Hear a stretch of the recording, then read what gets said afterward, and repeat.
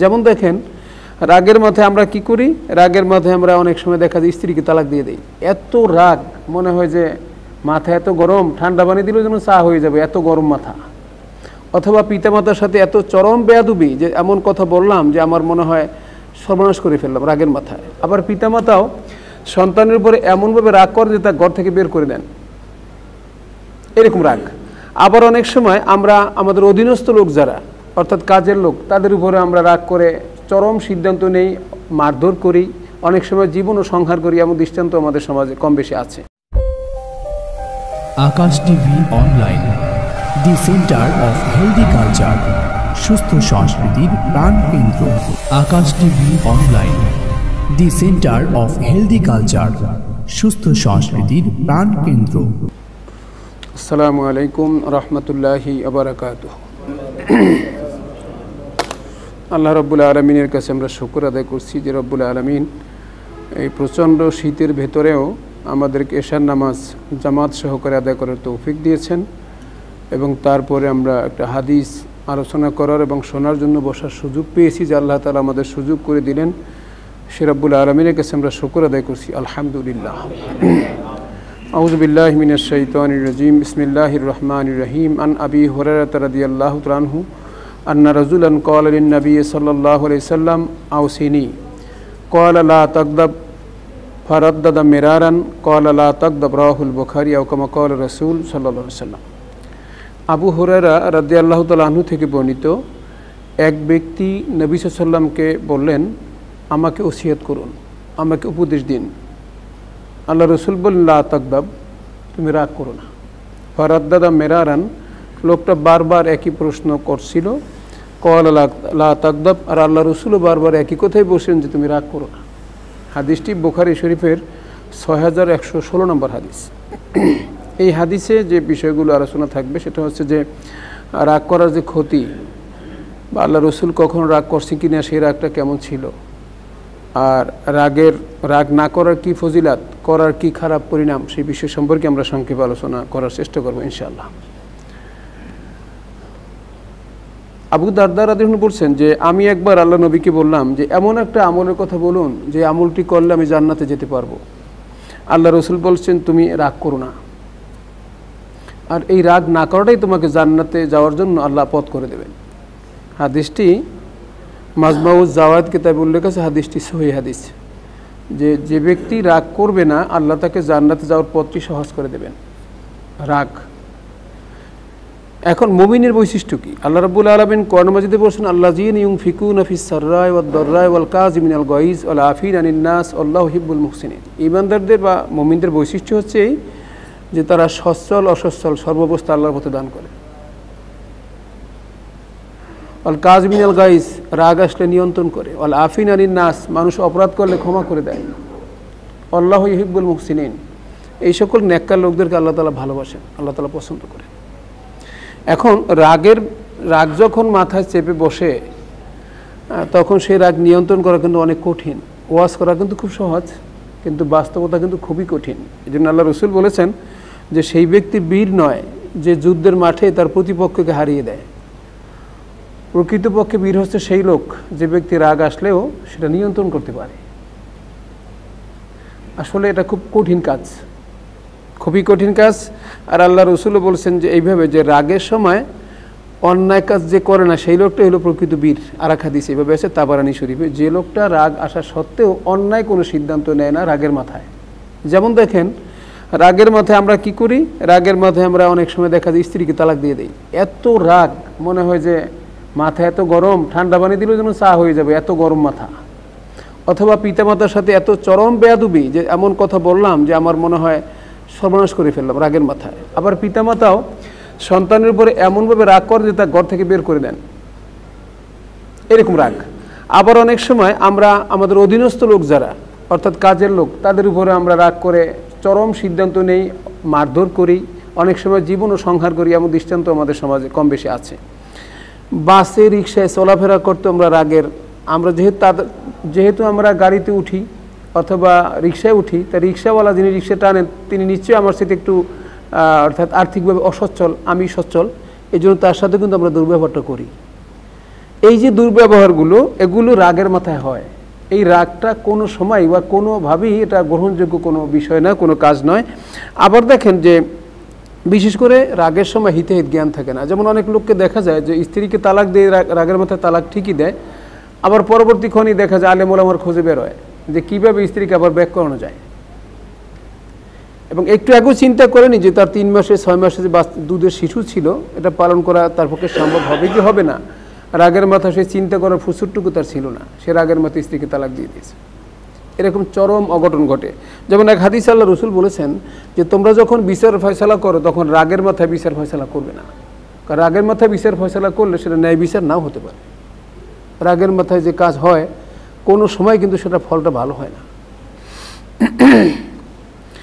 এরপরে রাগের সময় যে কাজটা সেটা সীমা লঙ্ঘন হয়, স্বাভাবিকভাবে হয় না।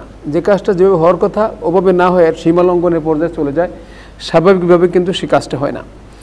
এরপরে আরেকটা যেটা হয় যে স্বাভাবিকভাবে যদি চিন্তা করি আমরা, রাগের সময় মানুষের চেহারা বিকৃত হয়ে যায়, বিচ্ছিরি হয়ে যায়। যেমন আল্লাহ রসুল বলেছেন যে রাগ এমন একটা জিনিস, এটা যেন মানুষের কল্পের ভিতরে একটা জ্বলন্ত অঙ্গার। আগুন থাকলে যেমন চেহারা পুড়িয়ে ছাই করে দেয়, একজন মানুষের রাগও তাকে সর্বনাশ করে দেয়।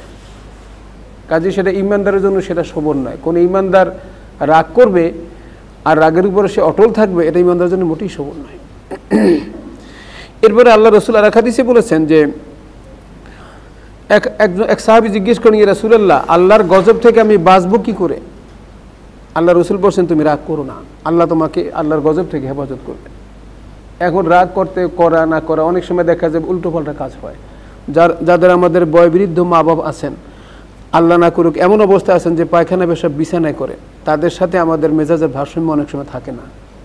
তারা হয়তো এমন কোনো কাজ করেন যেটা আমরা সহ্য করতে পারি না। দূরের থেকে হয়তো আমাদের ওয়াজ করা সহজ, কিন্তু যারা দেখে আসছেন, সেবা করে আসছেন, তাদের জন্য কিন্তু সবসময় মেজাজের ভারসাম্য রক্ষা করা কিন্তু কঠিন।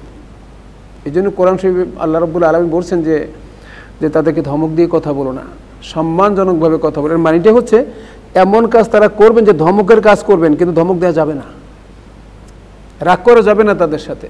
আমরাই কিন্তু যখন শৈশবে ছিলাম, ছোট ছিলাম, একেবারে শিশু হিসেবে ছিলাম, তখন আমরা মা বাবাকে কত না জ্বালা যতন দিয়েছি, আমরা পায়খানা পেশাব করেছি। এমনও অনেক দৃষ্টান্ত আছে যে মা খেতে বসছেন, বাচ্চা তার মায়ের কোলে খাবার অবস্থায় পায়খানা করে ফেলেছে, পেশাব করে ফেলেছে, মা কিন্তু রাগ করেননি তাকে। এই কাপড়টা পাল্টিয়ে মা প্লেটটা ঠেলে সরে দিয়ে তিনি আবার পরিষ্কার পরিচ্ছন্ন আসছেন। আবার ওই বাচ্চাকে থাপ্পড়ও দেননি, মারেননি, তিনি রাগ করেননি। তার কপালে চুমু দিয়ে, গালে চুমু দিয়ে আবার আদর করে আবার ওই খাবার নিয়ে তিনি বসছেন। সেই মা বাপ যখন আবার বৃদ্ধ বসে পৌঁছায়, তখন আমরা তার সাথে কিন্তু ওইভাবে ভালো ব্যবহারটা আমরা করি না। কোরআন মাজিদে সেটাই বসেছে, কওলান কারিমা, সম্মানজনক সম্বোধন, সম্মানজনক আচরণ যেন তাদের সাথে হয়, সেটা আমাদের লক্ষ্য রাখতে হবে। আর একটা হলো রাগের মাথায় হিতাহিত জ্ঞান থাকে না, মানুষ বেসামাল হয়ে যায়, কোন সময় কি করে ফেলছে সে জ্ঞান থাকে না। এই জন্য রাগের সময়টা আমাদের লক্ষ্য রাখতে হবে যে রাগ যেন ইমব্যালেন্স রাগ নয়, একেবারে মানে এমন কিছু অঘটন ঘটলো যার জন্য আমাকে অনুতপ্ত হতে হবে, এই পর্যায়ে যেন রাগ আমাদের কখনো মাথায় না চেপে ওঠে। এখন এক সাহাবী বলছেন, ইয়া রাসূলুল্লাহ, আমার যদি রাগ ওঠে আমি কী করবো? আল্লাহ রাসূল বলছেন তুমি চুপ থাকো, একদম কথা বলবা না। এটা একটা পথ, আরও কয়েকটা পথ আছে, আমরা সামনে বলবো। এক সাহাবী বললেন যে রাসূলুল্লাহ, সবচেয়ে ভালো কাজ কি? আল্লাহ রসুলের সামনে থেকে লোকটা আসলেন, বললেন হুসনুল খুলুক, সৎ চরিত্র আল্লাহর কাছে উত্তম। ওই লোকটা আবার পেছন থেকে এসে একই প্রশ্ন করলো, ডান দিক থেকে এসে একই প্রশ্ন করলো, বাম দিক থেকে এসে একই প্রশ্ন করলো। তখন আল্লাহ রসুল বলছেন, তুমি হুসনুল খুলক বা সৎ চরিত্র বলতে কি আসলে কিছু বোঝো না? তো লোকটা চুপ হয়ে গেলেন। তখন আল্লাহ রসুল বললেন, সৎ চরিত্রের মানেটাই হলো যে সাধ্যমতো নিজের রাগকে চেপে রাখা, সংবরণ করা, যাতে করে রাগটা বেসামাল হয়ে না যায়, সীমা লঙ্ঘনের পর্যায়ে না যায়। সেই রাগটা যদি এই নিয়ন্ত্রণ আমরা করতে পারি, এটি হলো হুসনুল খুলুক, উত্তম চরিত্র। এবং হাদিস শরীফে এসেছে কিয়ামতের দিন আল্লাহ রাব্বুল আলামিন যে মানুষের নেকের পাল্লা বদের পাল্লা ওজন দেবেন, সেখানে মানুষের সচ্চরিত্র যার যত সচ্চরিত্রবান, তার নেকের পাল্লা তত বেশি ভারী হবে। আর সেই সচ্চরিত্রের মধ্যে একটা কাজ হলো সাধ্যমতো রাগকে নিয়ন্ত্রণ করা। রাগ, প্রচণ্ড রাগ উঠছে, কিন্তু সে নিয়ন্ত্রণ করা। এবং সেটা একটু আগে আমরা হাদিসটা বলেছি যে ওই ব্যক্তি বীরপুরুষ নয় যে ব্যক্তি প্রতিপক্ষকে যুদ্ধের মাঠে হারিয়ে দেয়, কিন্তু রাগ নিয়ন্ত্রণ করতে পারে। যেমন দেখুন যে এক যুদ্ধে আলী রাদিয়াল্লাহু আনহু এক কাফেরকে হত্যা করার জন্য তার বুকের উপর উঠে বসলেন। তখন কাফের লোকটা তার মুখের উপরে থুতু মেরে দিল। আলী রাদিয়াল্লাহু আনহু তখন তার বুক থেকে নেমে গেলেন। তখন এই লোকটা বলল যে তুমি আমার বুক থেকে আমাকে হত্যা না করে নামলে কেন? তখন তিনি বললেন যে এখন যদি তোমাকে আমি মারি বা হত্যা করি সেটা হবে আমার রাগের কারণে, আমি তো সেই রাগের কারণে তোমাকে হত্যা করতে আসিনি, হত্যা করতে এসেছি এই জন্য তুমি আল্লাহর দুশমন, সেই জন্য, এই জন্য আমি তোমাকে ছেড়ে দিলাম। এই যে আচরণ, এই আচরণের কারণে লোকটা যে বর্ণনা পাওয়া যায় তাতে দেখা যায় যে লোকটা মুসলমান হয়ে গেছেন। এখন এই যে আচরণ, আমরা হলে তো আরও চেপে ধরতাম যে এত বড় বেয়াদব, আমার মুখে থুতু ফেলছে, আমরা আরও যুদ্ধই মতো করে তাকে হত্যা করতাম বা এরকম কিছু প্রতিশোধ নিতাম, কিন্তু তারা সেটা করেনি। এগুলো সাহাবা কেরামের চরিত্র। এরপর দেখেন যে রাগ যদি ওঠে কী করবেন, সেটা একটা প্রশ্ন। আবু যর রাদিয়াল্লাহু আনহু বলছেন যে আল্লাহ রাসূল বলেছেন যে যদি কেউ দাঁড়ানো অবস্থায় রাগ করে, রাগ চেপে বসে দাঁড়ানো অবস্থায়, সে লোকটার সাথে সাথে বসে পড়বে। বসে পড়ার পরে যদি রাগ চলে যায় তো ভালো, আর যদি না চলে যায় তাহলে শুয়ে পড়বে, রাগটা আস্তে আস্তে কমে আসবে। এটা একটা মেডিসিন, বিনা বসে মেডিসিন। দাঁড়ানো অবস্থায় যদি কেউ রাগ আসে কারো, সে বসে পড়বে, বসে পড়ার পরে যদি রাগ নিয়ন্ত্রণে আসে শুয়ে পড়বে। আবু দাউদ শরীফের হাদিস। আর এক হাদিসে আল্লাহ রাসূল অন্যভাবে বলেছেন যে রাগ আসে শয়তানের কাছ থেকে, আর শয়তান হলো আগুনের তৈরি, আর আগুন নিবেতে হয় পানি দ্বারা। আর কাজী তোমাদের কারো যদি রাগ ওঠে সে যেন উজু করে নেয়, উজু করলে রাগটা দূর হয়ে যাবে। আরেক জায়গায় আছে সে যেন মাটিতে গড়াগড়ি করে, আর এক হাদিসে আছে সে যেন গোসল করে নেয়, তাহলে রাগটা স্বাভাবিক হয়ে আসবে, ঠান্ডা হবে, তার মাথাটাও ঠান্ডা হবে, চান্দি যাতে এত গরম না হয় সেটা সামাল দিতে সে পারবে। এখন আমরা কি করি, রাগ আসলে যেমন আব্দুল্লাহ ইবনে আব্বাস রাদিয়াল্লাহু আনহুকে প্রশ্ন করা হলো যে ইদফা বিল্লাযী আহসান ফাইজাল্লাযী বাইনাকা ওয়া বাইনাহু আদাওয়াতুন কাআন্নাহু ওয়ালিয়ুন হামীম। আল্লাহ বলেন যে তুমি মানুষের সাথে ভালো আচরণের মাধ্যমে পরিস্থিতি মোকাবিলা করো। হতে এমন যদি হয় তাহলে যে লোকটি তোমার শত্রু সে লোকটি তোমার অন্তরঙ্গ বন্ধুতে পরিণত হবে। যেমন দেখেন, আমরা একটা হাদিস এখানে আলোচনা করেছিলাম যে আল্লাহ রাসূলের বাড়িতে একজন কাফের মেহমান হলো। মেহমান হওয়ার পরে আল্লাহ রাসূল তার আপ্যায়ন করালেন। আপ্যায়ন করার পরে লোকটা পায়খানা করে বিছানা নষ্ট করে গেল, বালিশও নষ্ট করলো। আল্লাহ রাসূল রাগ করতে পারতেন, পানিশমেন্টও দিতে পারতেন, কিন্তু তিনি না করে বরং জিজ্ঞেস করেছেন যে ভাই তুমি আমার মেহমান ছিলে, রাতে জানি তোমার কত না কষ্ট হয়েছে, আমি তোমার খোঁজখবর নিতে পারিনি, তুমি আমাকে মাফ করে দিই। এই যে আচরণ, যেখানে প্রতিশোধ নেওয়ার কথা সেই প্রতিশোধ না নিয়ে তিনি যে আচরণ করেছেন, লোকটা তো পরে কালেমা পরে মুসলমান হয়ে গেছেন। আমরা কি করতাম? এটাই হলো উসওয়া হাসানা। রাসূলের সিরাত কিন্তু এখানেই, তার চরিত্রটা এরকম যেটা আমাদের চিন্তায় আসে না, এই ব্যবহারটা তিনি করেছেন। এরপরে দেখুন যে আব্দুল্লাহ ইবনে আব্বাস বলছেন যে এর মানেটিকে, আয়াতের অর্থ হচ্ছে এই, যখন তোমাদের রাগ আসে তখন তুমি ধৈর্য ধারণ করবে, আর যদি কেউ দুর্ব্যবহার করে তাকে ক্ষমা করে দেবে। আর মানুষ যদি এই নীতি অবলম্বন করে আল্লাহ তাআলা বিপদ থেকে তাকে হেফাজত করবেন, আর শত্রুতা থেকে আল্লাহ তাকে হেফাজত করবেন।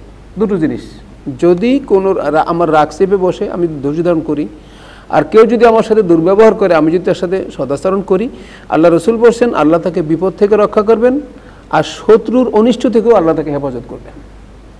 এখন এটা করা কিন্তু আমি বারবারই বলে এসেছি যে কথা করা কিন্তু কঠিন, তাই যে কাজটির গুরুত্ব বেশি সেটা করা কঠিনই হবে, সহজ তো হবে না, এটা তো স্বাভাবিক। আবার বায়হাকী শরীফে হাদিস এসেছে আল্লাহ রাসূল বলেছেন যে রাগ ঈমানকে ধ্বংস করে দেয়, যেভাবে বিষাক্ত ফল মধুকে নষ্ট করে দেয়। মধু যেমন বিষাক্ত ফলের প্রভাবে নষ্ট হয়ে যায়, ঠিক রাগের কারণে মানুষ ঈমান হারা হয়ে যায়। অনেক সময় দেখবেন যে রাগের মাথায়, যেমন দেখুন যে গত পরশু আপনারা পত্রিকা দেখেছেন, গতকালকে পত্রিকা এসেছে পরশু ঘটনা, যে একটা বাচ্চা স্কুলে গেল প্রথম দিন, দেখছেন আপনারা, মা বাপ চাকরি করতে গেল, দুজনই যাচ্ছিল, এয়ারপোর্টে গিয়ে অ্যাক্সিডেন্ট করলো, দেখছেন মনে হয় পত্রিকায়। সেখানে মা বাপ দুজনই মারা গেল, ছোট্ট একটু বাচ্চা 4 বছর বয়সে এতিম হয়ে গেল। একজন মানুষের আগের মাথায় এটা বলতেই পারে তার মতো করে যে আল্লাহ আর কোনো মানুষ পিরোড়ে ছোট্ট বাচ্চারা রেখে বাপ মাকে দুজনকে আল্লাহ নিয়ে গেল, এর আগের মাথা সে বলতেই পারে বা তার মুখে আসতেই পারে। এই যে ধৈর্যটা, এই যে কঠিন অবস্থা, এই যে সবর এখতিয়ার করে, এটাই বিশাল কাজ। আর সবরু ইনদা সাদমাতিল উলা, আল্লাহ রাসূল বলেছেন যে আসলে সবর হলো দুঃখ কষ্টের শুরুর সময়টাই হলো সবর। এই যে সামাল দেওয়ার জন্য আল্লাহর ফয়সালা আমার কিছু, আমি এই জন্য শুকরিয়া আদায় পারি, আমি বলবো কি ইন্না লিল্লাহি ওয়া ইন্না ইলাইহি রাজিউন, এটা হলো ইমানদারের কাজ। কারণ এখানে আমি যদি বেসামাল হয়ে যাই কিছু লাভ তো হবে না, এই জন্য এখানে ধৈর্য ধারণ করা হলো এখানে মুখ্য বিষয়। এরপরে দেখেন যে উত্তম ব্যক্তিকে আল্লাহ রাসূল বলেছেন যে উত্তম ব্যক্তিকে, আল্লাহ রাসূল বলেছেন উত্তম ব্যক্তি হলো সেই লোক যার মাথায় রাগ চেপে বসে অথচ প্রতিশোধ নেওয়ার সম্পূর্ণ ক্ষমতা তার আছে, এরপরও সে তাকে মাফ করে দেয়। এই লোকটা আল্লাহর কাছে উত্তম। আমি পারলাম না, আমার সেই ক্ষমতাও নাই, কিছুই নাই, আমি মাফ করলাম, এটার গুরুত্বটা কিন্তু তেমন না। কিন্তু যে আমার সাথে বেয়াদবি করেছে, আমাকে রাগিয়েছে, ইচ্ছে করলে আমি প্রতিশোধ নিতে পারতাম, কিন্তু আমি সওয়াবের আশে বা আল্লাহর সন্তুষ্টির জন্য আমি তাকে মাফ করে দিলাম, এই লোকটা আল্লাহর কাছে উত্তম ব্যক্তি। এখন আমাদের বর্তমান যে সামাজিক যে অবস্থা, এতে করে এই লোকটা হয় বোকা লোক, প্রতিশোধ নিতে পারে, তারপরও তাকে কিছু বলে না, লোকটা হলো হাবা গোবা আমাদের সমাজে মিন করে। আসলে আল্লাহ রাসূলের ভাষায় সেই লোকটা হলো আল্লাহর কাছে উত্তম লোক। এরপর আল্লাহ রসুল বলছেন, যে ব্যক্তি নিজের রাগ হজম করতে পারবে আল্লাহ তাকে জাহান্নামের শাস্তি থেকে হেফাজত করবে। নিজের রাগ যে হজম করবে জাহান্নামের আগুন থেকে আল্লাহ তাকে হেফাজত করবেন। এটা বাহেকে শরীফে হাদিস। এখানেও কথা ক্লিয়ার যে মানুষের রাগ হজম করা। আপনি দেখেন যে একদিন আল্লাহ রসুল সাল্লাম নামাজ পড়ছেন, একজন কাফের লোক এসে একটা গামছা লাগিয়ে দুই দিক থেকে আল্লাহ রসুলকে টান দিয়েছেন, তাই ফাঁস পড়ার কথা গলায়। এবং আল্লাহ রসুল চেহারা অত্যন্ত চমৎকার ছিল, এই দুই পাশে মনে হয় যে রক্ত জমাট বেঁধে গেছে, এমন অবস্থা হয়ে গেছে, মানে গলা যে শ্বাস যেন বন্ধ হয়ে গিয়েছে। মা ফাতেমা রাদিয়াল্লাহু আনহা দৌড়িয়ে এসেছেন যে আমার আব্বাকে মেরে ফেলছে। তখন তিনি তাকে আল্লাহ রসুল ওই লোকটাকে দিকে তাকিয়ে তিনি হেসে দিলেন, তিনি কিছু বললেন না। আমরা হলে কি করতাম? এটাই হলো আল্লাহ রসুলের সিরাত, এটা আল্লাহ রসুলের উসওয়া হাসানা। আবার ঠিক একইভাবে আল্লাহ রসুলের মসজিদে একটা লোক পেশাব করলো, সাহাবা কিরাম তেড়ে আসলেন তাকে মারার জন্য। একটা বয়স্ক লোক যদি মসজিদে পেশাব করে আমাদের এখানে, আমরা কি সহ্য করবো? সাহাবা কিরাম তেড়ে আসলেন তাকে মারার জন্য, আল্লাহ রসুল থামিয়ে দিলেন যে না, লোকটাকে পেশাব পুরোপুরি করতে দাও।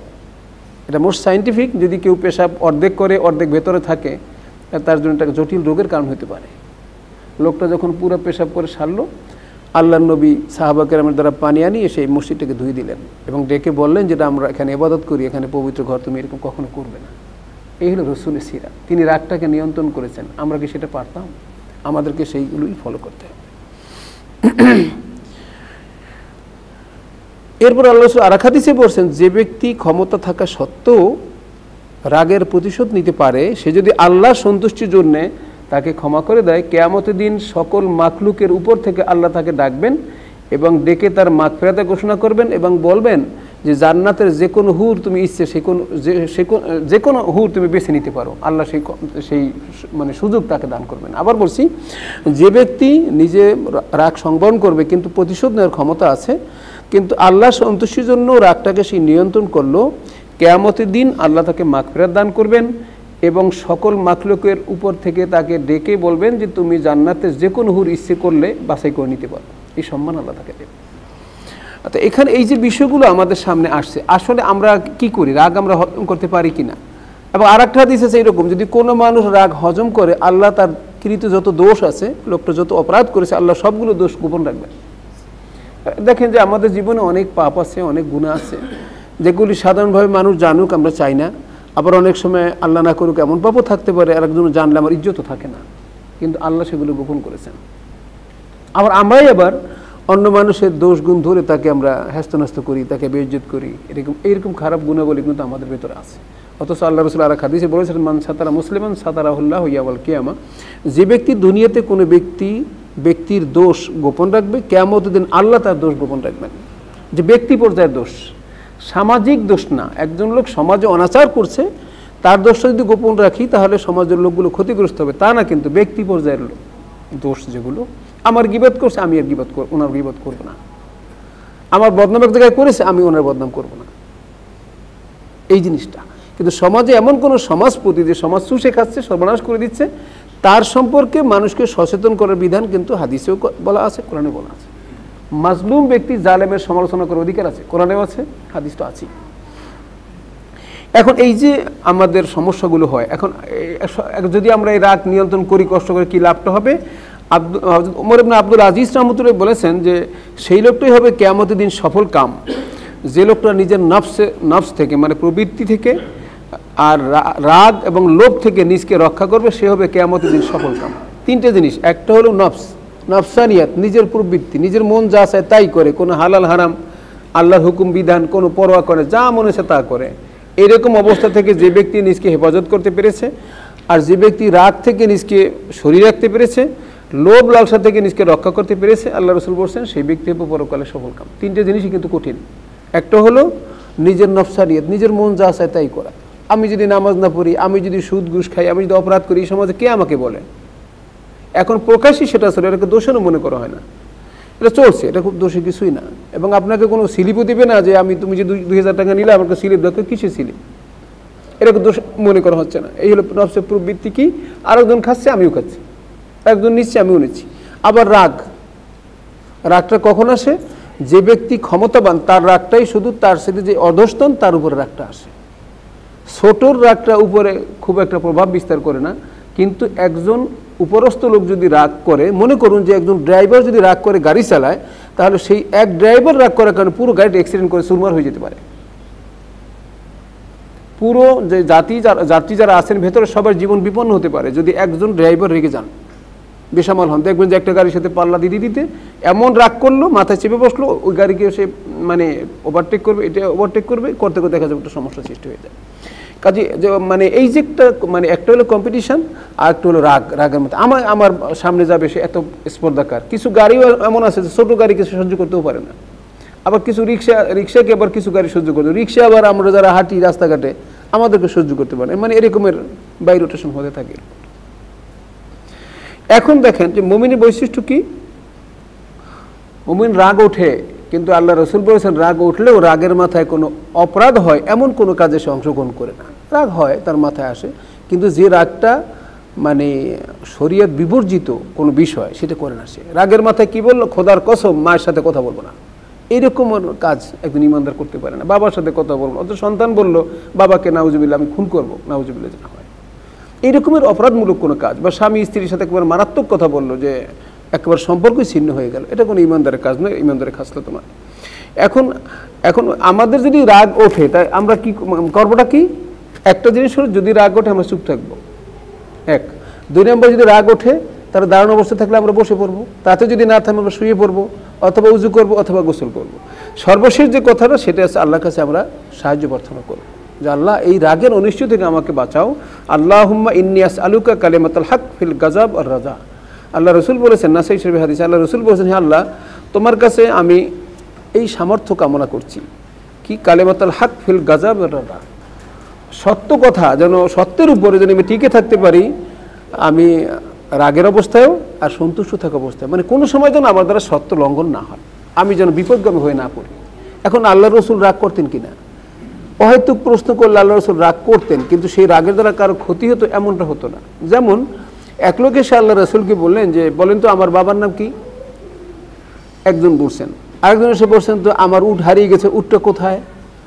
তখন এই প্রশ্নগুলো আল্লাহ রসুলের কাছে একটা অসংলগ্ন মনে হলো, যে নবীর কাছে এগুলো কি জিজ্ঞেস করে, যে তার বাবার নাম কি, উট কোথায় হারিয়ে গেছে কি না গেছে। তখন তিনি রাগ করে বলেছেন সালুনি আম্মা সেই তুম, যা মনে চায় প্রশ্ন করো। আল্লাহ নবী জবাব দেওয়া শুরু করেছে তোমার বাবার নাম অমুক, তোমার উঠ আছে অমুক জায়গায়, চেহারা রক্তিম বর্ণ হয়ে গেছে। আল্লাহ রসুল চেহারা যখন রক্তিম বর্ণ হতো সাহাবাকেরাম ভয় পেয়ে যেতেন যে আল্লাহ রসুল যদি গোস্বা করেন তা আল্লাহ কোনো গজব নাজিল করেন কিনা, ভয় পেয়ে যেতেন।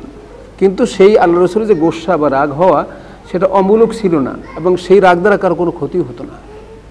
তবে রাগ হলে আল্লাহ রসুলের চেহারা অত্যন্ত সুন্দর যেহেতু ছিল, চেহারা ডালিমের মতো লাল টকটকে হয়ে যেত, এবং দেখা যেত যে রসুলের এই যে কপালে শিরোপশিতে রক্ত যে চলাচল দেখা যায়, এমনি দেখা যেত, ওই সময় আরও বেশি দেখা যেত, ফুটে উঠত। তা আমরাও যদি এরকম রাগ চেপে বসে আমরা লক্ষ্য রাখবো, আপনারা অনেক গাড়িতেও লেখা দেখেছেন রেগে গেলেন তো হেরে গেলেন, আসলেই হেরে যাও। কাউকে যদি আপনি হারাতে চান তাকে আপনি রাগিয়ে দেবেন, তাহলে আপনি হারাতে পারবেন, এটা কিন্তু খুব সহজ।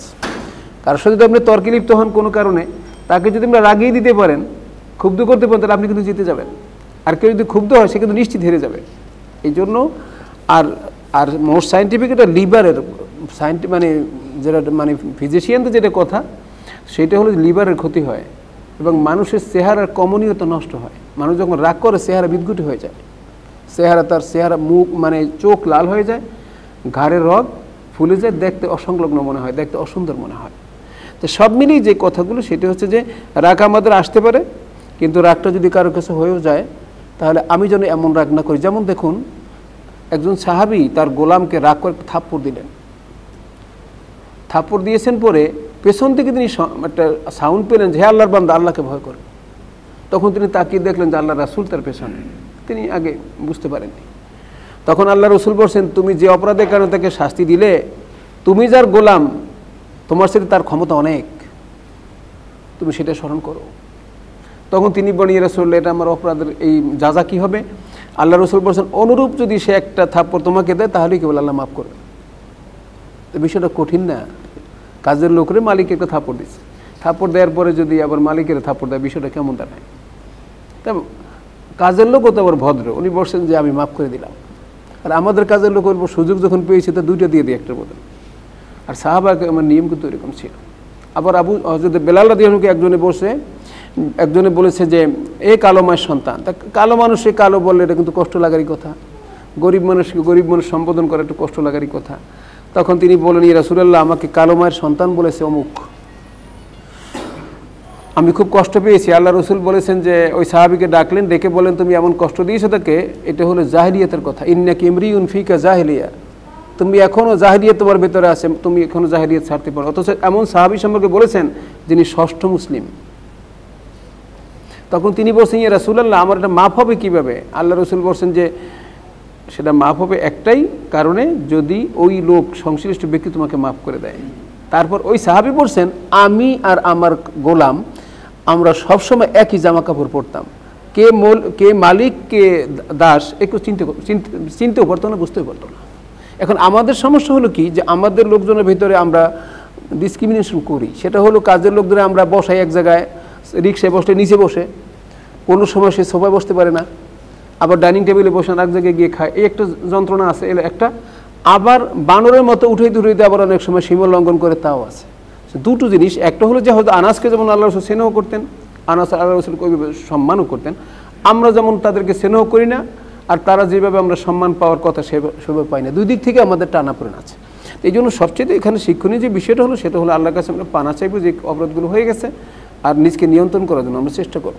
নিয়ন্ত্রণ ছাড়া যে কোনো জিনিস সেটা বিপদের কারণ। কিন্তু পাগলা ঘোড়া যদি বাধা না থাকে, অথবা পাগলা কুকুরও যদি